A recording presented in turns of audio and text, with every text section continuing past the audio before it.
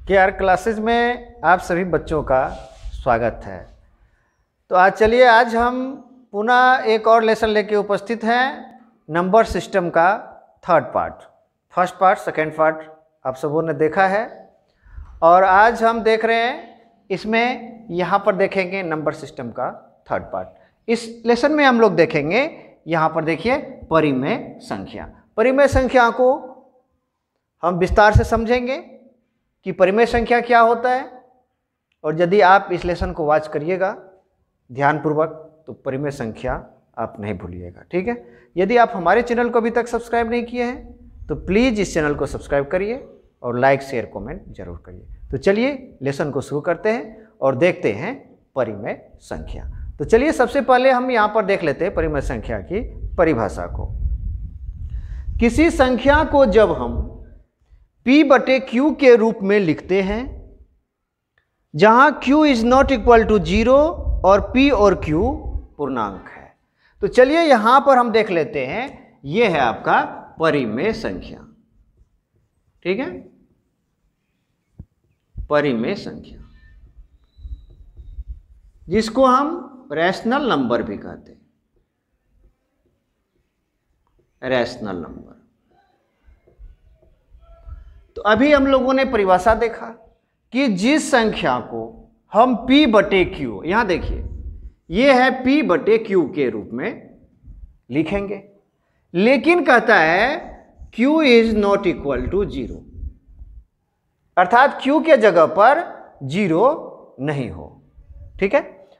अब P/Q का यदि हम बात करें तो ये किसके रूप में है, तो अंश बटे हर के रूप में, ठीक है। और यहां यदि बात करें तो हर क्या होगा, 0 कभी नहीं होगा, हर के स्थान पर 0 नहीं होगा।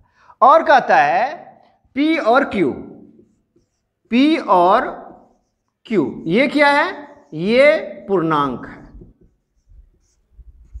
P और Q क्या हो, पूर्णांक है। अब समझिए कि यदि हम पूर्णांक को नहीं समझेंगे, ठीक है, यदि हम पूर्णांक को नहीं समझे तब फिर हम इसको नहीं समझ पाएंगे, क्योंकि कहता है यहां पर P और Q ये क्या है, पूर्णांक है। तो चलिए सबसे पहले हम देख लेते हैं कि पूर्णांक किसे कहते हैं, पूर्णांक के बारे में जान लेते हैं। पूर्णांक के बारे में पीछे लेसन में भी दिया गया है, सेकंड पार्ट में नंबर सिस्टम के, वहां भी आप वॉच कर सकते हैं, और इस लेसन में भी हम आपको बताते हैं कि पूर्णांक संख्या क्या होता है। तो चलिए सबसे पहले हम देख लेते हैं पूर्णांक संख्या।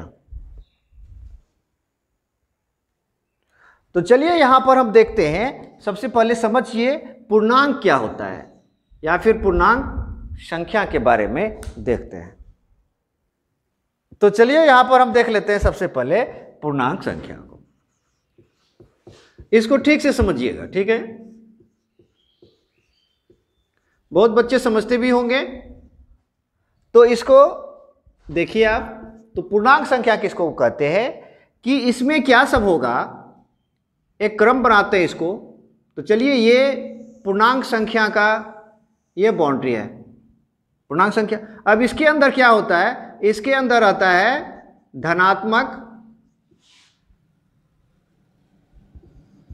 धनात्मक प्राकृत संख्या, ठीक है, देखिए ये। इसके बाद ऋणात्मक प्राकृत संख्या,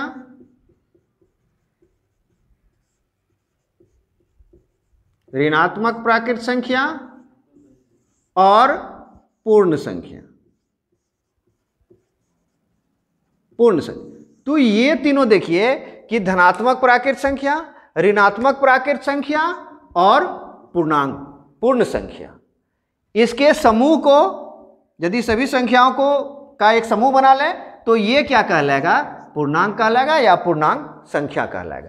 तो चलिए यहां पर देख लेते हैं धनात्मक प्राकृत संख्या क्या है, तो +1 +2 +3 +4 +5 आदि, ठीक है, क्योंकि प्राकृत संख्या है और उसमें धनात्मक अर्थात ये पॉजिटिव का साइन लगा हुआ है, ठीक है। यदि ऋणात्मक का बात करें तो इसमें क्या होगा, -1 -2 -3 -4 आदि, ठीक है। अर्थात ये ऋणात्मक का अर्थ होता है निगेटिव साइन इसमें लगा हुआ है। प्राकृत संख्या है लेकिन उसमें क्या है, निगेटिव का साइन लगा हुआ है, तो ये क्या हो गया, ऋणात्मक प्राकृत संख्या। और कहता है पूर्ण संख्या, पूर्ण संख्या में क्या होगा, तो 0 1 2 3 4 आदि। ठीक है, अब ये टोटल को यदि हम मिला दें टोटल, तो ये हो जाएगा पूर्णांक या पूर्णांक संख्या इसको कहें। ठीक है, तो अब क्या कहता है, अब जरा समझिए। अब हम फिर चलते हैं इस परिमेय संख्या रेशनल नंबर को देखते हैं। तो यहां कहता है कि जब किसी संख्या को हम p/q के रूप में लिखते हैं, ठीक है, और q is not equal to 0, q यहां पर 0 कभी नहीं होगा। ठीक है, और कहता है p और q, ध्यान से देखिएगा, p और q क्या है, पूर्णांक है। पूर्णांक है अर्थात इनमें से कोई, चाहे तो ये चाहे ये और ये, इनमें से कोई p हो सकता है और कोई q हो सकता है। ठीक है, लेकिन किसको छोड़कर, तो ये 0 को छोड़कर, ये q अर्थात q जो कहता है 0 कभी नहीं हो। हाँ, p के जगह पर 0 हो सकता है लेकिन q के जगह पर 0 नहीं हो। अब देखिए यहाँ जैसे p के जगह पर 0 हो सकता है, ठीक है, 0/2 ऐसा हो सकता है, तो ये परिमेय संख्या हो सकता है, क्योंकि 0 भी जो है ये क्या है, पूर्णांक है। आगे देखते हैं कि अब क्या क्या हो सकता है। तो इनमें से किसी संख्या को हम p पर लिख देंगे, या फिर इनमें से कोई q के जगह पर आ सकता है, लेकिन कंडीशन यह है कि 0 q के स्थान पर कभी नहीं आएगा। ठीक है, तो चलिए यहां पर हम देख लेते हैं और कुछ एग्जाम्पल को। जैसे अब बात करें हम कि देखिए यहां -4/3, अब देखिए ये p/q। ठीक है, अब क्या हो गया कि ये p के जगह पर क्या आ जाता है, -4, और q के जगह पर आ जाता है 3। तो ठीक है, क्योंकि कहता है p और q क्या होना चाहिए, तो पूर्णांक होना चाहिए। पूर्णांक है ये। अब आप कहेंगे कि ये पूर्णांक कैसे है, तो भाई पूर्णांक जो है ये कहता है, देख लीजिए पूर्णांक का ये बाउंड्री है, इसके अंदर जितने भी संख्याएं हैं वह पूर्णांक है। कौन कौन सी संख्या है, तो पॉजिटिव प्राकृत संख्या है ना, positive natural number, negative natural number और पूर्ण संख्या होल नंबर्स। तो ये सभी मिलाकर के क्या होगा, पूर्णांक हो। तो p के जगह पर इनमें से कोई आ सकता है, कोई भी आ सकता है, q के जगह पर इनमें से कोई आ सकता है, लेकिन किसको छोड़ के, 0 को छोड़ के, 0 q के जगह पर नहीं आएगा। ठीक है, अब एग्जाम्पल आप कुछ भी लिख सकते हैं।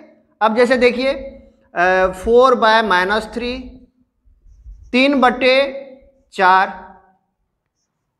7/-4। ठीक है, और कुछ एग्जाम्पल देख लेते हैं। ये सभी क्या है, ये देखिए p/q के रूप में है, ये भी p/q के रूप में है, और ये भी p/q के रूप में। ठीक है, आगे देख लेते हैं -3/-4, ये भी क्या है, परिमेय संख्या है। क्यों है कि ये p/q के रूप में है, और p और q क्या है, पूर्णांक है, इनमें से है, देख लीजिए पूर्णांक। तो इस तरह से हम देख लिए यहां पर कि रेशनल नंबर p/q के रूप में हम क्या क्या लिख सकते हैं। ठीक है, अब आगे समझते हैं। यदि हम मोटे तौर पर इसको समझें और साधारण भाषा में इसको यदि हम समझें कि और कौन कौन सी संख्याएं परिमेय संख्या होगी, तो चलिए इस पर भी हम बात कर लेते हैं। तो चलिए यहां पर हम देख लेते हैं। अब आपसे सवाल पूछा जाएगा, आपसे सवाल पूछें कि अब ये बताओ कि ये 4 ये परिमेय संख्या है कि नहीं। ठीक है, सीधे तौर पर आपसे पूछें कि ये जो 4 है, 4 जो है, ये परिमेय संख्या है या नहीं, परिमेय संख्या है या नहीं। आपसे यदि कोई सवाल पूछ ले कि बताओ ये -3 परिमेय संख्या है कि नहीं है। ठीक है, पूछ लिया जाए कि ये 10, ठीक है, ये आपका 100, क्या ये परिमेय संख्या है कि नहीं है? तो चलिए इसके हम जो सवाल पूछे आपसे उसका जवाब पर आते हैं, ये है कि नहीं। ठीक है, तो अभी हम लोगों ने देखा कि जितने भी पूर्णांक देख लीजिए, यहां पर अभी क्लियर हो जाएगा पूरी बात। पूर्णांक संख्या अभी हम लोगों ने देखा, तो पूर्णांक संख्या के अंतर्गत क्या सब आया कि धनात्मक प्राकृत संख्या, देख लीजिए +1 +2 +3 +4, ये बढ़ेगा कहां तक? अनंत तक। ठीक है, दूसरा कंडीशन आया कि ऋणात्मक प्राकृत संख्या -1 -2 -3 -4, ये कहां तक जाएगा? अनंत। अगला पॉइंट है पूर्णांक में, हम देख रहे हैं अभी कि 0 पूर्ण संख्या 0 1 2 3 4 5 आदि, ये कहां तक? अनंत। अब आप बताइए कि ये छूटा क्या? अब कोई संख्या ऐसा है, कोई नंबर ऐसा है जो ये छूट गया इसमें? ऐसा कोई नंबर नहीं है। अब देख लीजिए, जब 0 से हम काउंट करेंगे और अनंत तक जाएंगे तो कोई संख्या नहीं छूटा। ठीक है, -1 से चल रहे हैं तो नेगेटिव भी आ गया, है ना, ऋणात्मक भी आ गया, माइनस साइन वाला भी आ गया, और पॉजिटिव, ठीक है, पॉजिटिव साइन भी आ गया, प्लस वाला भी आ गया, माइनस वाला भी आ गया, 0 भी आ गया आपका, और 1 से लेकर अनंत तक आ गया। तो इसमें अब छूटा क्या? कुछ भी नहीं। तो इसका जो समूह है, टोटल संख्या मिलाकर के ये पूर्णांक कहलाता है। ठीक है, अब आपसे पूछ लें कि बताना जरा कि सम संख्या, जितने भी सम संख्या है, सम संख्या, ठीक है, इवन नंबर, ये कहता है तो ये परिमेय संख्या होगा कि नहीं होगा? बिल्कुल होगा, क्योंकि आप देखिए यहां पर नंबर जो आ गया पूरा, तो इसमें तो सब कुछ है ना, इसमें सम संख्या भी है, विषम भी है, ठीक है, अभाज्य संख्या भी इसी के अंदर है, भाज्य संख्या भी इसी के अंदर है। ये सभी नंबर्स को हम लोगों ने देखा है फर्स्ट पार्ट सेकंड पार्ट में। ठीक है, आप इस लेसन को डायरेक्ट भी देख सकते हैं, या फिर पहले फर्स्ट और सेकंड पार्ट देखिए फिर इसको देखिए, तो बहुत अच्छा से समझ में आएगा आपको। ठीक है, अब देखिए सम संख्या भी इसके अंदर आ गया, विषम संख्या भी आ गया, भाज्य संख्या आ गया, अभाज्य संख्या आ गया, सभाज्य संख्या आ गया, सभी संख्या, सभी चीज इसके अंदर मौजूद है। तो अब बचा क्या? इसका मतलब ये हुआ कि ये जितने भी संख्याएं इसके अंतर्गत है वे सभी रेशनल नंबर है, वे सभी परिमेय संख्या है। ठीक है, अब क्या कहता है कि अब दो चीज हो सकता है। ठीक है, अब क्या हो सकता है, यहां पर देखिए परिमेय संख्या, आप समझिए इसको, परिमेय संख्या है। अब ये क्या हो सकता है? दो कंडीशन हो सकता है इसके साथ। पहला क्या होगा, या तो ये धनात्मक होगा, धनात्मक होगा, या फिर ऋणात्मक होगा। धनात्मक परिमेय संख्या और ऋणात्मक परिमेय संख्या, ये क्या है देखते हैं इसमें क्या होता है। अब देखिए, ये देखिए P/Q के रूप में आएगा ये। ठीक है, अब क्या होगा यदि P पॉजिटिव हो जाता है, Q भी पॉजिटिव हो गया, प्लस का साइन आ गया, दोनों में सेम चिन्ह यदि हो जाए P में और Q में, ठीक है, तब क्या होगा? ये धनात्मक होगा। या फिर -P/-Q, सेम चिन्ह यदि लग गया, सेम साइन यदि लगा हुआ है P और Q में, ठीक है, तो आप समझ जाइए कि वह क्या होगा? धनात्मक होगा, धनात्मक परिमेय संख्या होगा। ठीक है, धनात्मक परिमेय संख्या। ठीक, अब जैसे कुछ एग्जाम्पल देते हैं आपको।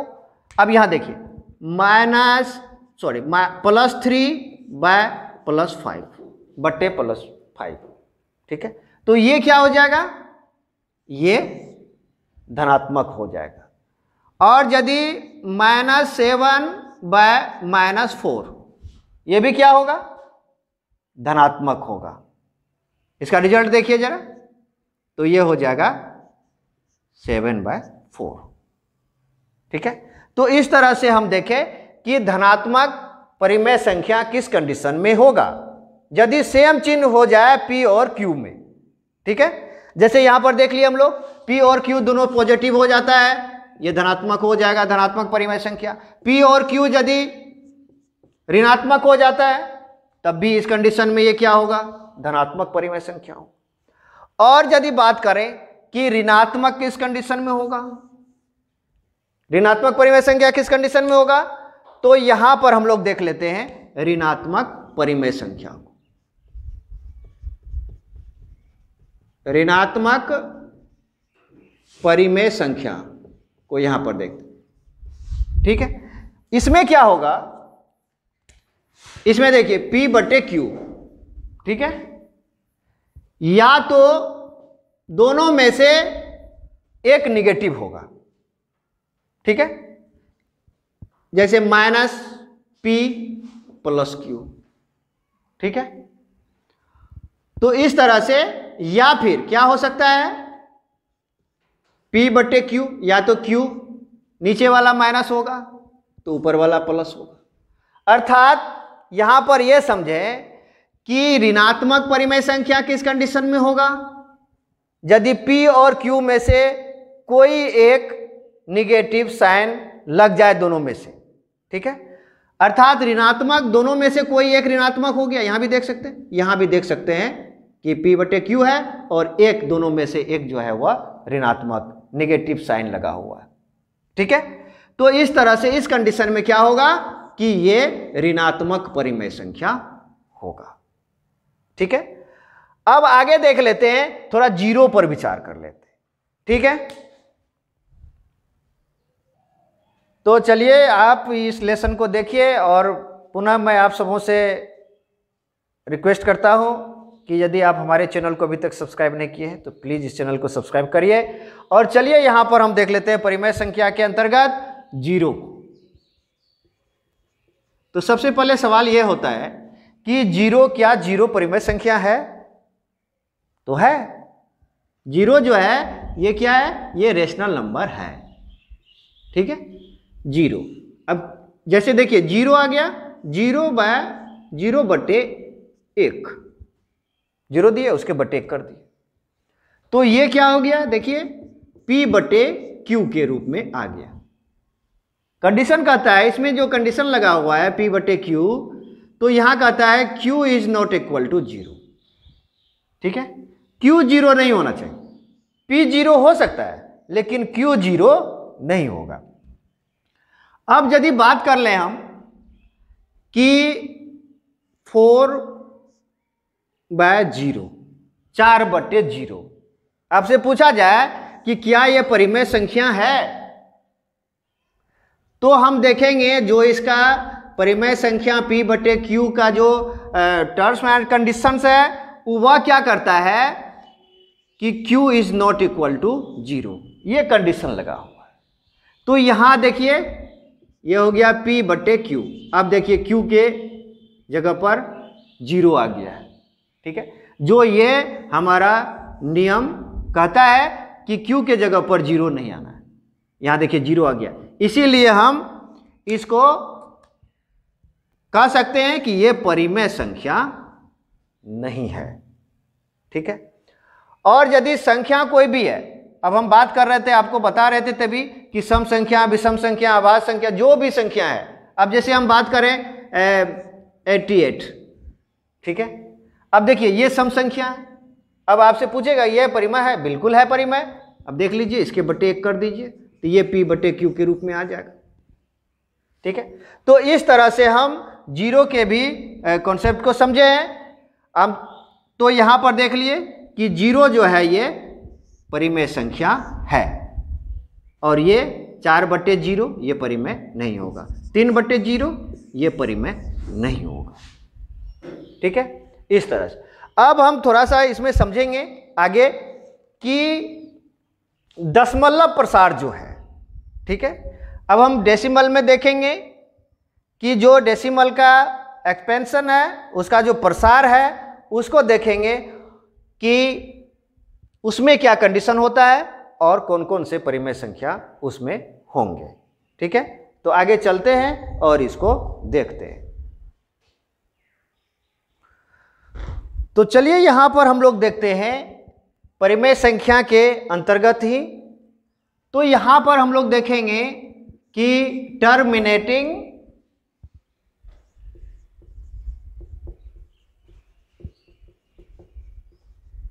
And non terminating.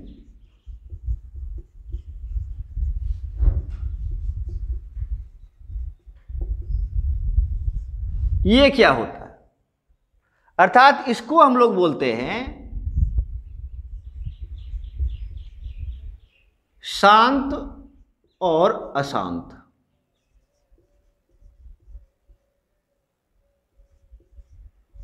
ठीक है, इसका जो लेसन अलग से हम बनाएंगे, लेकिन यहां पर हम लोग समझेंगे कि परिमेय संख्या के अंतर्गत, ठीक है, तो परिमेय संख्या के अंतर्गत हम लोग देखेंगे यहां पर कि जो दशमलव प्रसार है उसको देखते हैं कि परिमेय संख्या का दशमलव प्रसार, इसको देख लीजिए। परिमेय संख्या का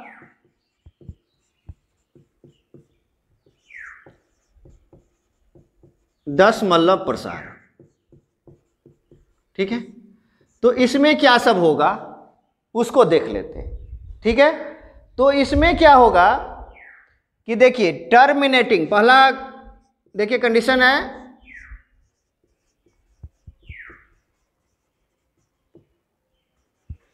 टर्मिनेटिंग, ठीक है, और दूसरा है